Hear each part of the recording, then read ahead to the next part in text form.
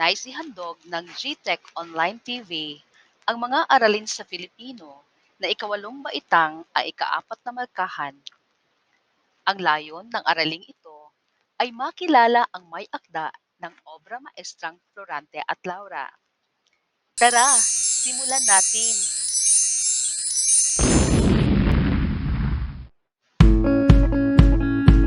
Kilala niyo ba ang nasa larawan?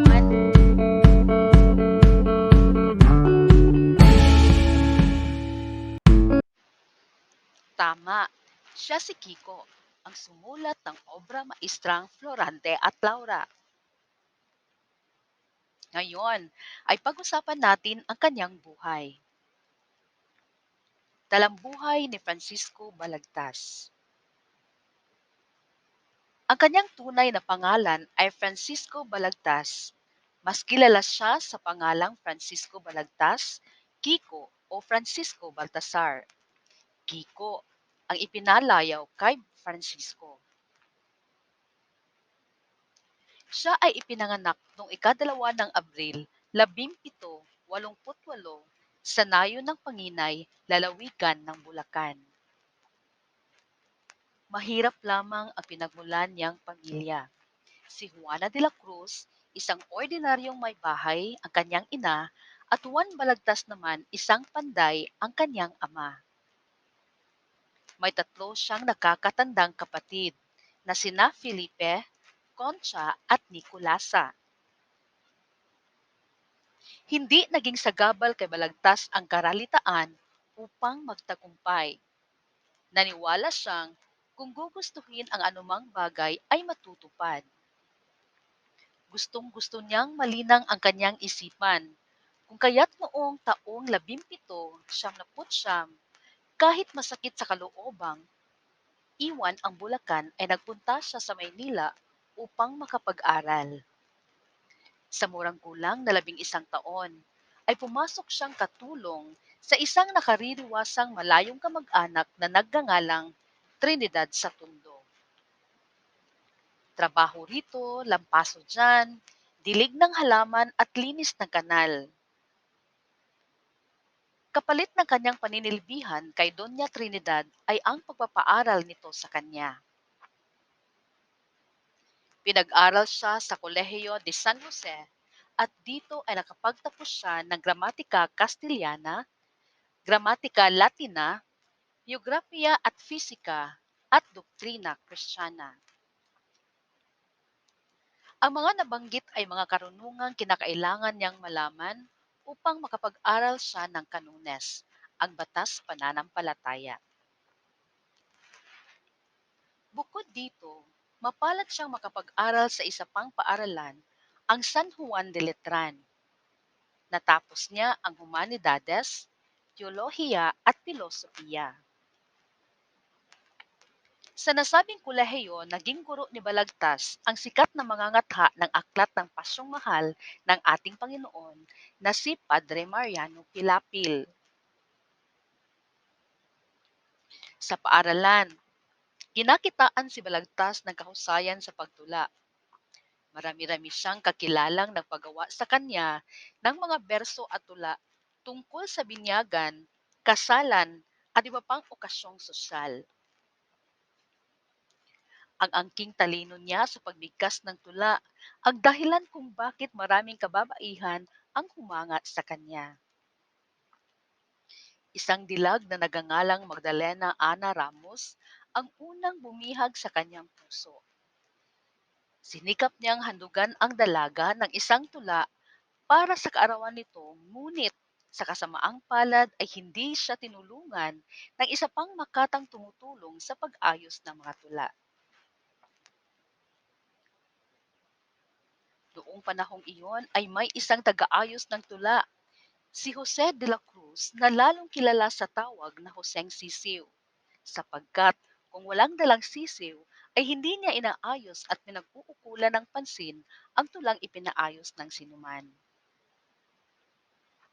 Isa sa mga suki ni Joseng Sisiw ay si Kiko. Isang araw ay may daladalang tula si Kiko upang ipaayos kay Joseng Sisiw, at sa dahilang walang dalang sisiw ay hindi ito inaayos ni Jose. Mula noon, hindi na muling nagpaayos ng tula si Kiko at nag-aaral ng sumulat ayon sa sariling estilo. Hindi naglaon ay namayagpag sa larangan ng panulaan si Balagtas at nangulimlim naman ang kabantugan ni Joseng Sisiw. Noong taong 1835 hanggang 1836, lumipat ng Makata sa Pandakan. Dito nakilala niya ang magandang dalagang si Maria Asuncion Rivera, ang silya na pinaghandugan niya ng Florante at Laura. Tinagurian siyang Celia ng ating butihing Makata sapagkat hinango ito sa banal na pangalan ng pintakasi ng musikang si Santa Cecilia. Ang dalagang ito, bukod sa ubod ng ganda ay katangi-tanging mga awit at dalubhasa sa pagtugtog ng alpa. Isa pang dahilan umano kung bakit napiling itaguri ni Kiko sa dalaga sapagkat ang Celia ay tawag noon sa isang uri ng serbisang sinasangkapan ng gatas ng trigo, isang uri ng inuming lalong sumasarap lumalaon. Sa kasamaang palad, nakaagaw ni Balagtas sa pag-ibig si Mariano Capole, isang mayamang binata. Sa kabila ng palaala at payo ng mga kakilala at kaibigan na mahirap para sa kanya ang pamimintuho sa dalaga, ay winalang bahala niya. Sa kagustuhan ni Capuli na hindi makahadlang si Balagtas sa kanyang panunuyo kay Maria Asuncion, ay pinabilanggo niya ang Makata. Pinagdusahan ni Balagtas sa bilangguan ang isang maling paratang na siya ay gumagawa ng mga sali-salitang nakasisira sa puri ni Maria Asuncion. Nakuha ni Capuli na lumagay sa kanyang panig ang lahat, lalo na ang mga magulang ng dalaga dahil sa kanyang salapi at kapangyarihan. Pinaniniwalaang dahil sa kabiguang ito ay nasulat niya sa loob ng bilangguan ang obrang Florante at Laura. Ito ay buong pusong inihandog niya kay Celia na si Maria Asuncion Rivera. Bagamat may ilang nagsabing tinapos niya ang obra sa Udyong Bataan. Dito, nanirahan siya pagkatapos niyang makalaya sa bilangguan noong taong 1838 at dito rin ay nakilala niya ang babaeng iniharap niya sa dambana, walang iba kundi si Juana Chambeng. Ikinasal sila sa edad na 54 sa kabila ng pagtutol ng magulang ni Juana sa kanya, dahil na rin sa malaking agwat ng kanilang edad at kalagayan sa buhay. Si Kiko ay mahirap lamang at si Juana ay anak mayaman. Nagkaroon sila ng 11 supling, 5 lalaki at 6 na babae sa loob ng 19 na taong pagsasama nila. 7 ang namatay noong mga bata pa at sa 4 na nabuhay, isa lamang ang nagmana kay Balagtas. Dahil sa may mataas na pinag-aralan si Kiko, humawak siya ng mataas na tungkulin sa Bataan, naging tagapagsalin, Teniente Mayor, at Juez de Sementera. Sa mga panunungkulan niyang iyon, ginamit ni Kiko ang kanyang opisyal na pangalang Franco Narvaez Baltasar. Ayon sa mga tala ng kasaysayan, noong ika-21 ng Nobyembre taong 1849 ay pinag-utos ni Gobernador General Narciso Claveria sa lahat ng katutubong mamamayang Filipino ang paggamit ng mga alangkan o apelyedong kukunin sa pinalabas niya noong isang talaan o direktong nagmula pa sa Madrid. Sa ilalim ng kautosang iyan, ay pinasya ni Kiko na ang Baltasar na kanyang sagisag ay siya na rin kanyang panatilihin. Pinaikli na lamang niya ang Francisco na Franco at ang Narvaez ay siya namang ipinalit niya sa apelyedong de la Cruz ng kanyang ina. Ngunit mapapansing sa baybay ng Baltasar at Narvaez ay kapwa S at hindi Z ang ginamit.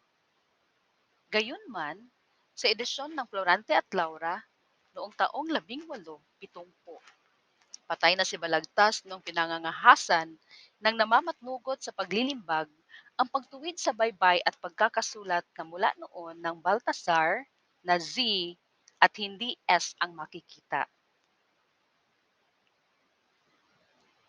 Ngunit, sadyang mapagbiro ang tadhana. Sa lalawigan din ng Bataan, muling nabilanggo si Balagtas dahil sa paratang na pinutulan niya ang buhok ng isang babaeng utusan ng mayamang Alferez Lucas. Bagamat lumaban sa kaso, naubos ang kanyang yaman sa pag-aapela. Sa isang kisap-matay, nawala ang lahat ng kanyang pinaghirapan. Paglabas niya ng bilangguan, ipinagpatuloy niya ang kanyang pagsulat hanggang bawian siya ng buhay noong ika-20 ng Pebrero, taong 1860 sa gulang na 74. Ilan sa mga isinulat niyang akda na napatala sa Aklat ng Kasaysayan ay ang mga sumusunod: Almanzor at Rosalina, Orsman at Zafira, Nudo Gordiano, Don Nunio at Silinda, Clara Belmori, Auridato at Astrome, La India Eleganti y El Negrito Amante, Abdul at Miserena, Rodolfo at Rosimonda, Mahomet at Constanza, Bayaceto at Dorlisca Claus. Sinasabing nakapagdidikta si Balagtas ng 4 na orihinal na komedya o muro-muro sa isang harapan. Sa Bataan, natupok ng apoy ang marami niyang akda. Kung ang India ay may Tagore, ang Inglaterra ay may Shakespeare, at ang Espanya ay may Cervantes, may maipagkakapuri naman tayong balagtas na pundasyon ng tulang Filipino sa alinmang kapanahunan ng ating panitikan. Nawa ay nakilala ninyo ang may akda ng Florante at Laura. Hanggang sa sunod, maraming salamat!